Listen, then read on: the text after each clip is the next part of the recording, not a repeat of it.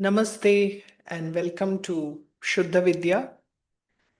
In this video and in the forthcoming series of videos, I'll be expounding on certain very esoteric and profound insights around the form of Sri Dakshinamurti, the form of Lord Shiva as the primordial teacher.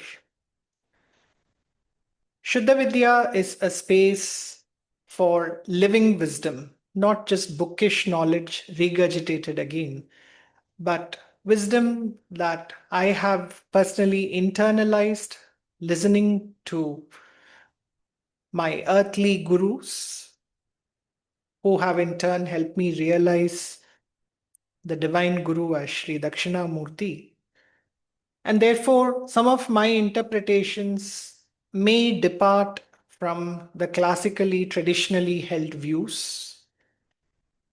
So if you are interested in such living wisdom, insightful understanding into the deeper aspects of Sanatana Dharma, please like and follow the Shuddha Vidya page. Follow my Instagram handle, Shuddha Vidya, and follow me on YouTube. And I'll be releasing a series of videos to highlight such deep topics for kindred spiritual seekers. So that said, let me go ahead with, first of all, elaborating on the profound significance of the form of Sri Dakshinamurti.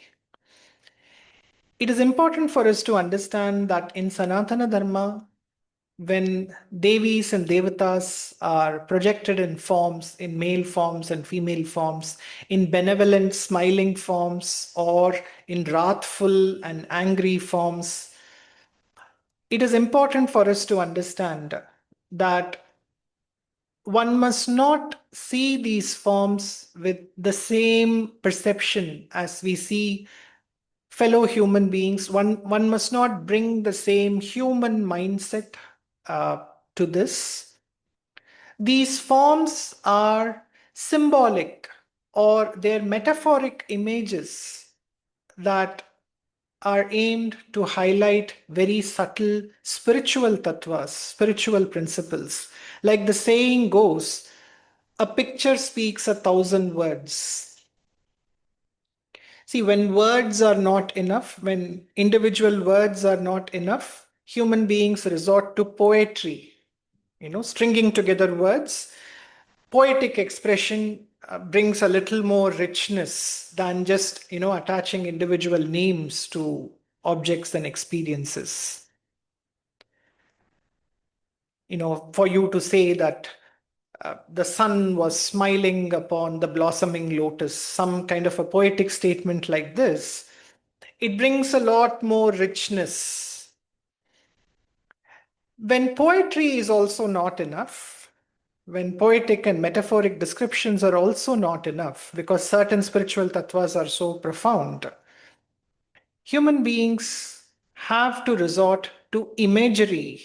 Poetry itself evokes imagery. But then our ancients in India, the Rishis of Sanatana Dharma, they had this very profound understanding, and therefore they tried to package these very subtle tattvas into the rupas of the different devatas and devis we have.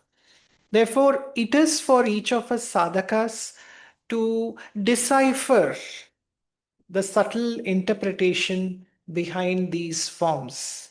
If we merely look at these forms, as individuals, as people, then our mind will only remain in that samsaric viewpoint. And that is why I come across certain laughable stories on the internet.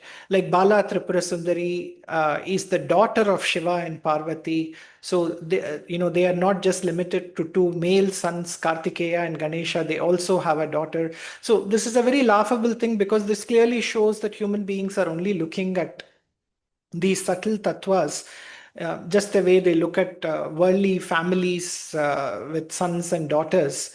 Whereas the the deep spiritual significance of seeing Devi Ma as the divine mother as well as the child Bala Tripura Sundari is very profound. There is very profound metaphoric significance to it, and I'll make a separate video for that. So going back to the main point, it is important that we do not lose ourselves in this kind of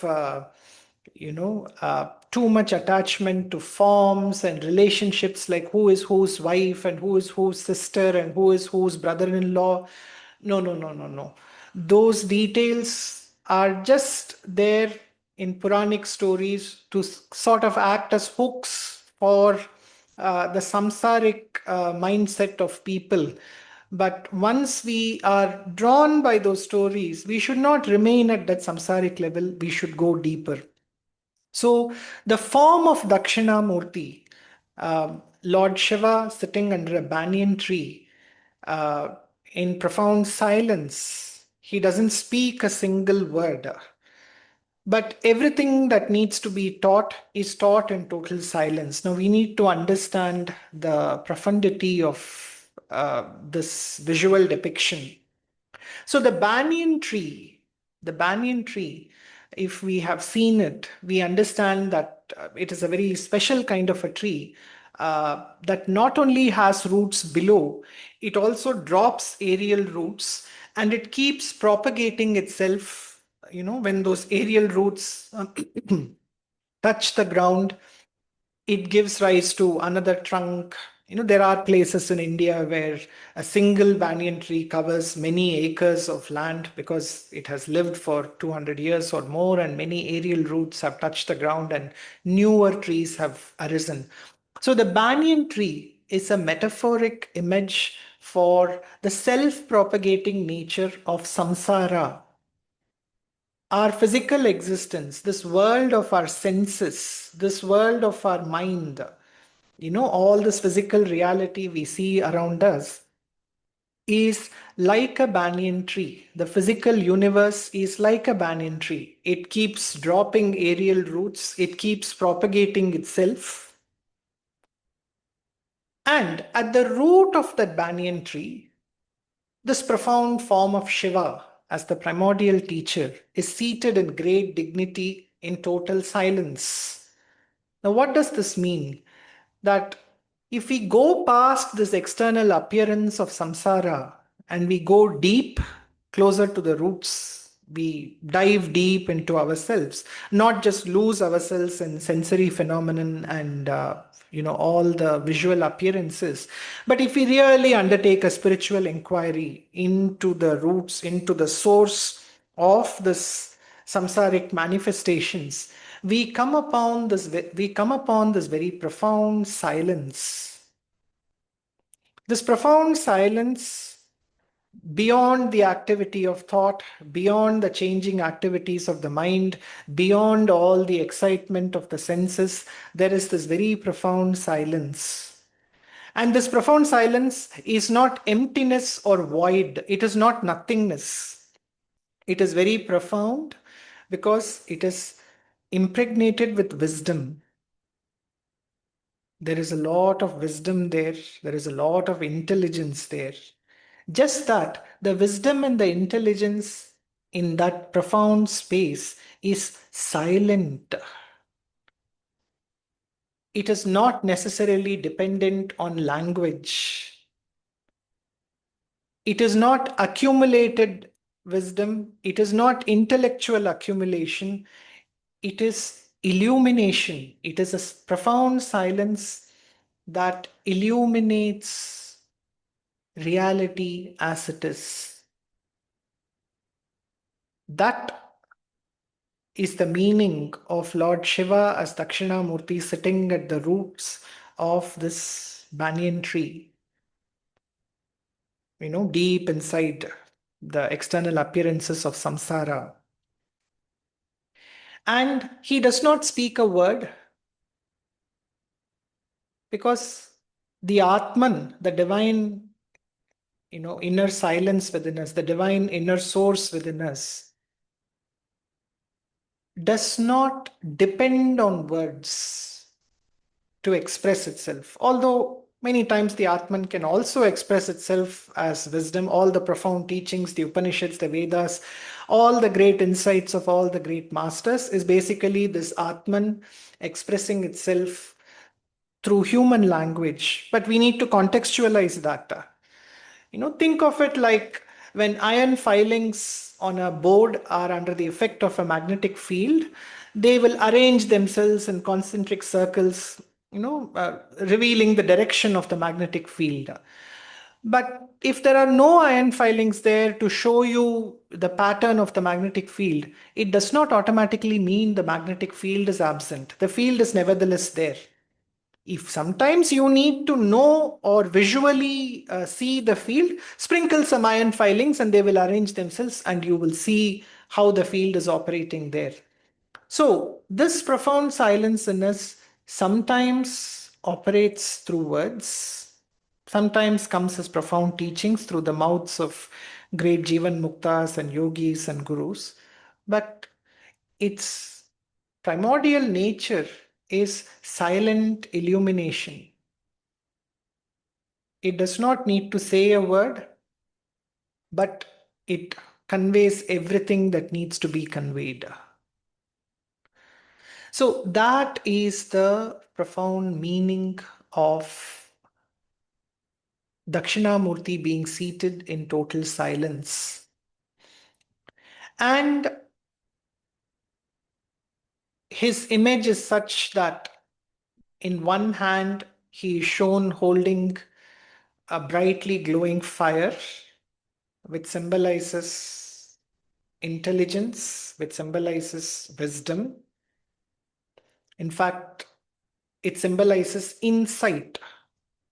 When we say we have an aha moment, when we have a moment of realization, it is quite often symbolically described as the lights went on inside my head. It is often described in terms of light, illumination. So he holds light, fire. And even the Guru Stotram extols the fire of insight given by a guru. Aneka janma samprapta karmendhana vidahine atma jnanagni danena tasmai shri gurave namaha. That means the insight of Atma Jnana, when the Guru imparts the insight that you are verily the Supreme Atma, you're not a limited being, limited to the body and mind. That Atma Jnana is compared to an Agni, to a fire that is capable of burning the firewood of karma which has been accumulated over many lifetimes. Aneka janma samprapta karmendhana, indhana, firewood, karmendhana vidahine, which is capable of burning the firewood which has been stacked up over many lifetimes. Atma Jnanagni Danena Tasmai Shri Gurave Namaha. So Sri Dakshinamurti holds that fire of Atma Jnana. And the other hand, certain portrayals show him holding a tiny golden deer, leaping, trying to leap away from his fingers, but he's sort of firmly clasping its hind legs. It's not able to escape. Now, that golden deer is a very typical portrayal of Māyā, of illusion. Even in the Ramayana, Devi Sita is only carried away by seeing Maricha as the golden deer, and all misfortune befalls her. So the golden deer is typically used to reveal that tendency of the human mind, the greedy, avaricious tendency. The mind gets fascinated by something that looks very beautiful and unusual and goes chasing after it. And there's even the Hindi word mrig trishna, greed for an unrealistic deer. So Sri Dakshinamurti holding that golden deer is showing the arresting nature of the Atma. The Atma is firmly arresting that movement, that illusory, greedy movement of the mind. In its stillness, in its silence, The mind is not able to leap around like a golden deer and mislead you. All those lies and falsehood collapses into that silence of truth. So the fire in one hand, the golden deer in the other hand. Some portrayals of Dakshinamurti also show fire in one hand and a Japa Mālā in the other hand. The rosary, the Japa Mālā. Now one might wonder, he is the Supreme Lord. Why should he do Japa? See, this is again the reason why I said human beings should not look at these forms with the same eyes they look at fellow human beings. A fellow human being may do Japa to invoke God, but that does not mean the only function of Japa is to invoke God. The Japa Mālā here, it represents the constant remembrance, what Sri Abhinava Guptacharya, the founding and the most illustrious guru of Kashmir Shaivism, calls as Pratyabhijna, self-recognition. The constant self-recognition that I am not this body, I am not this mind, I am not limited to any of this limited sensory and mental phenomena. I am the Atma, Aham, So the Japamala represents that constant repetition deep inside. When we connect to that silence, it does feel like that silence is only constantly asserting itself that I alone exist, nothing but me exists. I am the underlying source of everything. I am the foundation for everything. So the Japamala represents that subtle tattva, pratyabhijna, the constant recognition that you are beyond this body, or what Sri Adi Shankaracharya sings as Tadeko Vashishta Shivakkevaloham, or Shivoham Shivoham. I am the divine self. Sri Ramana Maharishi also refers to the state as I. For all other normal human beings, the I is constantly attached to something samsaric. I am the body, I am the CEO, I am the father, I am the mother, I am the child, I am a millionaire. But for the Atmajnani, the I is only attached to itself. Therefore, it is like a cyclical japa. I. This is not the same as an egotistical I. This is very profound. So the Japamala in certain portrayals of Dakshinamurti represents that subtle tattva. And then he is shown with Chin Mudra, the index and the thumb gently touching each other and the hand imparting a blessing. So the Chin Mudra is a sacred symbol, a sacred mudra, which encapsulates the profound Upanishadic vachana, Tattvamasi, thou art that. That you are not this body as you like to believe. You are not this limited mind as you like to believe. You are not this limited being conditioned by life and death, but you are that profound, divine, higher self. And therefore, the index finger and the thumb touching each other. Because in certain tantric systems, the thumb is mapped, the five fingers are mapped to the Panchabhutas. The thumb is mapped to Prithvi, the earth element, and the Jivatma, the limited self, which ties itself to the body and sensory phenomena, is heavy like the earth element. It is base, it is foundational, it cannot rise up. And the index finger is mapped to the Akasha element, the ever expansive, unlimited, profound. And the two coming together represents the coming together of the base element in us, which feels it is limited, which is subject to birth and death, the earth element in us, which is subject to all this, and the Akasha element, which is the higher divine self, the Atma, and they're coming in contact. Tattvamasi, you are that. You are not limited to this earth. element. You're not limited to this earthly existence. You are verily the divine self. So Sri Dakshinamurti is showing the Chin Mudra. In total silence, by merely showing the mudra, he is imparting the profound wisdom of thou art that, Tattvamasi. And in some portrayals, the other hand is shown holding manuscripts as a symbolic depiction of, he being the master of all forms of knowledge. Again, we should rise above this human tendency to ask, why does God need books? He does not need books. The people who meditate on him, the normal mortals, they need to see that visual depiction to understand, that he is the master of all forms of knowledge. And in some portrayals, he is shown even with a Veena. There is a form of Dakshinamurti called Veena Dhara Dakshinamurti. The Veena, aside from being a musical instrument, it also represents how the subtle nadis, the energy channels in the body function. So the fretboard of the Veena has 24 frets, similar to the 24 vertebrae of the spinal cord.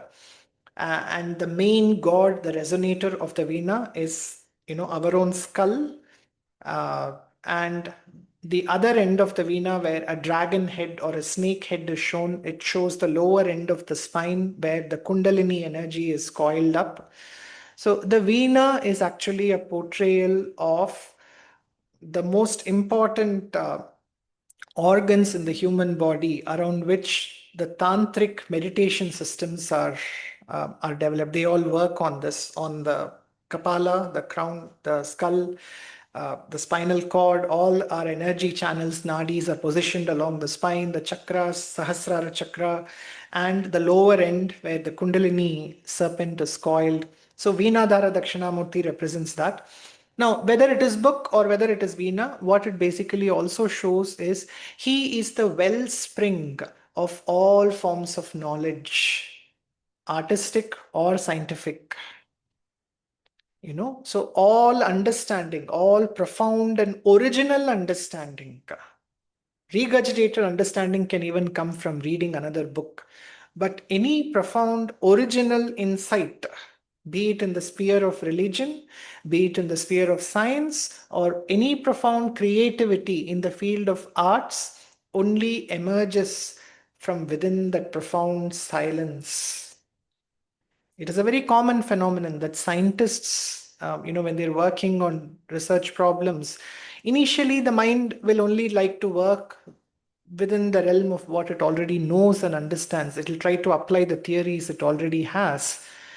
And at some point, they'll probably realize that now we are dealing with a very different problem. These pre-existing theories don't help me now. And therefore, they have to sort of move into a very silent space. Typically, it has happened to scientists when they go for a walk in nature, or maybe when they are listening to music, or maybe when they are meditating. For Srinivasa Ramanujam, in that silence, Namagiri Tayar, the Divine Mother Namagiri, used to speak to him. So equations used to actually come to him as revelations. These are not formulations of his own mind comparing previous bits of information, but exactly like a wellspring, a river taking birth in its source. They used to just be born in his silent mind. And then he used to spend time trying to decipher those equations and understand what they're pointing at. So whether Sri Dakshinamurti holds a book or a Veena, um, the portrayal is this: he is that profound silence from which all original understanding, insightful understanding, creative expression arises. And he sits in total silence. And around him, the Sapta Rishis are sitting, and they're often shown in great ecstasy, like hands raised above the head or hands at the heart.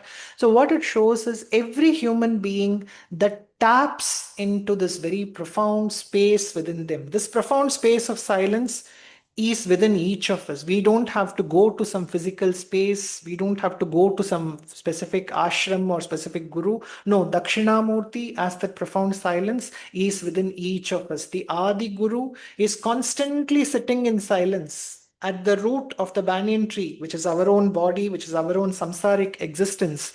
And if we manage to trace our way to the roots of this giant banyan tree, we will come upon this profound guru who does not speak a word. But like the Sapta Rishis, when we become receptive, when our minds become silent and we totally surrender to Dakshinamurti, profound waves of insight arise, making us awestruck and making us exclaim in awe. And that is why the Rishis are shown in such ecstatic states. He doesn't speak a word, but in his silence, everything that they need to understand, all their doubts, all their confusions are forever clarified.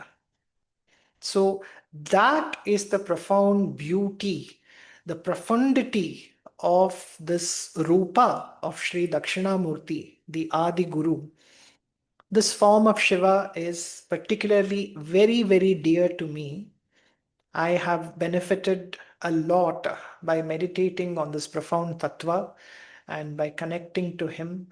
Um, I do still make use of the form. He is always there in my puja space, and I do meditate on him on Thursdays. But I don't limit myself to the form. I remind myself of all this profound tattvas when I'm looking at his form, and that actually makes my upasana, my worship, much more richer and profound. So that is also my request to you. I hope my exposition on the profundity of Sri Dakshinamurti's Rupa also helps you with your Upasana. It deepens your Upasana, it deepens your connection with the primordial Guru within each of us, within you, who's always trying to impart you the profound teaching through his Chin Mudrā that thou art that. And when you become silent enough, like those Sapta Rishis around him, you will also tune into that profound wisdom that he's imparting in silence. So thank you for listening, and I wish you all the divine blessings of Bhagavan Dakshinamurti, the Adi Guru. May us all awaken to this profound spiritual wisdom. May we all realize this divine source, this divine silence within us, from which all wisdom, all creativity arises. And if you like this presentation, please do not forget to follow my YouTube channel, follow me on Instagram, Shuddha Vidya, and like my video. Thank you. Namaste.